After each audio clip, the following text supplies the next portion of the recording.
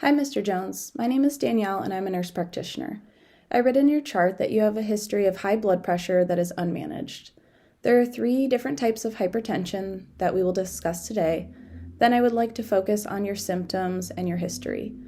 In basic terms, primary hypertension means that the pressure inside your arteries is higher than it should be. Over time, not managing your blood pressure causes increased resistance and complications such as heart and kidney problems. In most cases, there are no identifiable causes of primary hypertension. This tends to develop gradually over the years, but there are factors that increase your risk. Some of the factors that increase your risk include smoking, family history, sedentary lifestyle, being overweight or obese, having a poor diet, and not managing your stress properly. Secondary hypertension, which is not as common, develops due to an underlying medical condition. Patients with secondary hypertension tend to have blood pressures higher than primary hypertension and resistant to antihypertensive medications. These patients tend to be younger than 30 years of age, may or may not be obese, or even have a family history. Disorders or medications can lead to secondary hypertension, which include renal disease, adrenal gland disorders, sleep apnea syndrome, certain congenital heart defects, endocrine disorders, certain medications such as birth control or steroid use, and illegal substance use.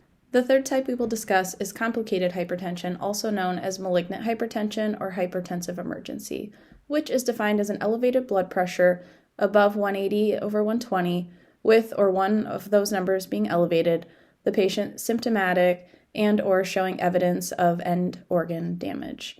Your history has many significant components, including your age, your race, family history, possible high sodium diet, physical inactivity, and weight gain or being overweight. I am concerned that you are experiencing shortness of breath with activity, which could indicate strain on your heart. It is great that you quit smoking upon diagnosis of hypertension, and I hope you can continue not using tobacco products.